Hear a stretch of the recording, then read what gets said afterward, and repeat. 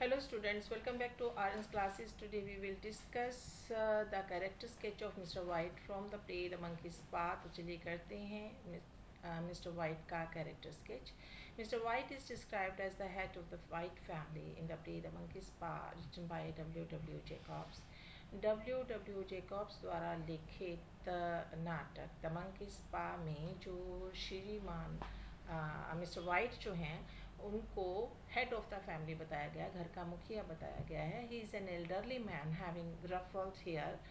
वो एक बुज़ुर्ग बंदे हैं और उनके बाल जो हैं वो झड़ गए हैं. The members of the family love one another very much. और परिवार के सदस्य एक दूसरे को बहुत प्यार करते हैं. It makes him angry that he is living so far in the country side. और उन्हें इस बात पे बहुत गुस्सा आता है कि वो गांव में जो बहुत दूर रह रहे हैं, where it is very difficult for his friends, जहाँ पे उनके दोस्तों को इस चीज़ में बहुत दिक्कत आती है टू विज़िट हिम, कि वो उन्हें मिलने आए and spend some quality time with him, और उसके साथ कुछ अच्छा समय व्यतीत करें. Living in the remote area the Whites are fed up with their lonely life. तो सुदूर एरिया में रहते हुए जो श्वेत लोग हैं वो अपने अकेलेपन की ज़िंदगी से बहुत तंग आ चुके हैं. He is pleased when his friend Major Morris comes to visit him.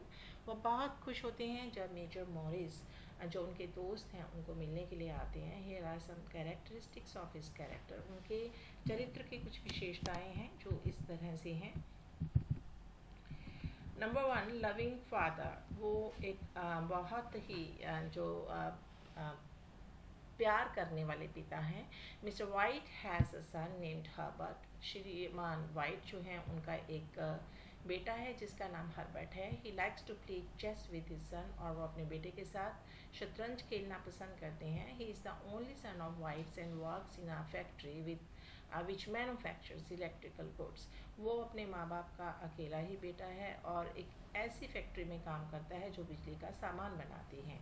Mister White feels happy when his son wins in the game of chess. जब शतरंज के खेल में मिस्टर वाइट का बेटा उनसे जीत जाता है तो वो खुश महसूस करते हैं. Eager to visit India. भारत में आने के लिए बहुत ही उनका जो वो जिज्ञासु हैं. Mr White is interested in magic. वो जादू में बहुत ही दिलचस्पी दिखाते हैं. He wants to visit India and see the temples fakirs and jugglers. वो भारत आना चाहते हैं और भारत के जो मंदिर हैं, फ़कीर हैं और जो बाजीगर हैं उनको देखना चाहते हैं, मिलना चाहते हैं उनसे. His curiosity has been aroused by Morris narration of strange things seen by him in India. Morris के द्वारा कुछ अजीब चीज़ों के होते हुए इंडिया में जो है वो कहानियों को बताना, तो उससे उनकी जो क्यूरियोसिटी है, जो जिज्ञासा है, वो बढ़ गई है भारत में आने की. सुपरस्टिशियस, अंधविश्वासी. Mr White is very superstitious. वो बहुत ही अंधविश्वासी हैं. When the sergeant major Morris visits him they start talking about black art. तो जब सर्जेंट मेजर मॉरिस उनके घर आते हैं तो वो जो काला जादू है, काला आर्ट जो है उसके बारे में जो है बात करते हैं. Morris tells the Whites that he has a mysterious monkey's paw. और मॉरिस उन्हें बताता है कि उसके पास बहुत ही रहस्यमय बंदर का पंजा है. इट इज़ ड्राई पा और ये एक सूखा हुआ पंजा है. He also tells them that a spell has been put upon it by an Indian फ़कीर. और वो ये भी कहता है कि एक जो इंडियन फ़कीर है उसने इस पर एक स्पेल कर रखा है. It can grant 3 wishes of 3 different persons. और ये 3 अलग अलग इंसानों की 3 इच्छाएं पूरी कर सकता है. In spite of that fact that Morris warns him of the consequences. लेकिन इसके बावजूद जो मॉरिस है इसके अलावा जो मॉरिस है वो ये भी बताता है कि इसके क्या क्या परिणाम हो सकते हैं. And told him that the paw has caused a lot of mischief already. और वो ये भी कहता है कि इससे बहुत सा कुछ जो है मिस्टीरियस थिंग्स हो चुकी हैं. But Mr White feels eager to buy it. लेकिन जो मिस्टर वाइट है वो इसे खरीदने के लिए आतुर हैं. A good husband and father. वो बहुत ही अच्छा पति और पिता है. Mr White is both a good husband and a good father. वो एक अच्छा जो पति है और एक अच्छा फादर है. He is eager to please his wife and son. वो हमेशा अपनी पत्नी और बेटे को खुश रखना चाहता है। In the beginning of the play we find him playing chess with his son Herbert. और जब ये प्ले स्टार्ट होता है तो उसमें हम देखते हैं कि वो अपने बेटे के साथ जो है वो चेस खेल रहा है। Mr White does not mind setting his wife take decisions. श्रीमान जो वाइट हैं वो इस चीज़ से उनको कोई इतराज़ नहीं है कि उनकी पत्नी कुछ फैसले लेती हैं। Mrs White knows what is going inside him. और मिसेस वाइट भी ये जानती हैं कि उनके अंदर क्या चल रहा है। तो इससे पता लगता है कि उनके बीच में अंडरस्टैंडिंग बहुत अच्छी है। Feels मॉर्नफुल over the death of his son. मॉर्नफुल होता है वेरी सैड। वो अपने बच्चे की मृत्यु पर, अपने बेटे की मृत्यु पर बहुत ही दुखी हैं। Mr White feels मॉर्नफुल over the death of his son. He laments that हार्बर्ट is gone for ever. और वो चिल्लाते हैं, रोते हैं कि उनका बेटा हमेशा हमेशा के लिए चला गया है।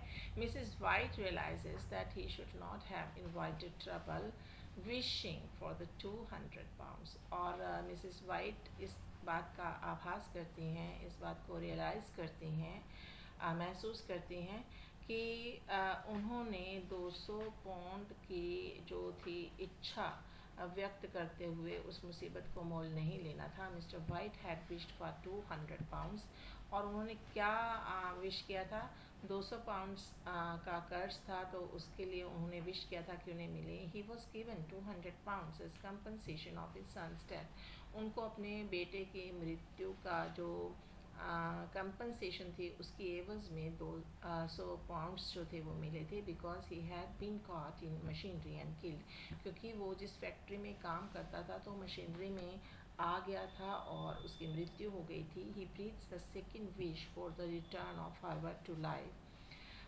और फिर वो सेकेंड विश मांगते हैं कि हर्बर्ट जो है वो ज़िंदा हो जाए at the insistence of Mrs white. किसके कहने पे? श्रीमती वाइट के कहने पे। क्योंकि पहली विश से तो उनका बच्चा जो था वो चला गया था, दूसरी विश वो उसकी ज़िंदगी के लिए मांगना चाहते थे, इसलिए मिसेस वाइट ने उन्हें इंसिस्ट किया कि वो दूसरी विश मांगे। He conceals the second wish with the third wish simply because he can't bear to see the mutilated body of his son।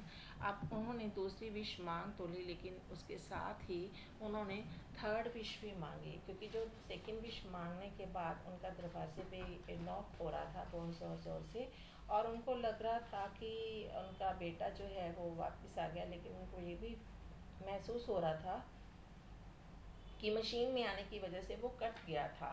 तो वो उसके कटी हुई बॉडी को देखकर वो बर्दाश्त नहीं कर पाते, इसलिए उन्होंने अपनी थर्ड विश भी मांगी, लेकिन उसे छुपा के मांगा। मिसेस वाइट को इसके बारे में पता नहीं था। इससे पहले कि मिसेस वाइट दरवाजे को खोलती उन्होंने तीसरी विश मांग ली थी, और उसमें ये था कि उनका बेटा वापस ना आए। In this way we conclude about Mr White's personality as loving and caring. हम देखते हैं कि मिस्टर वाइट जो है उनकी पर्सनालिटी बहुत ही प्यार करने वाली और बहुत ही परवाह करने वाली थी।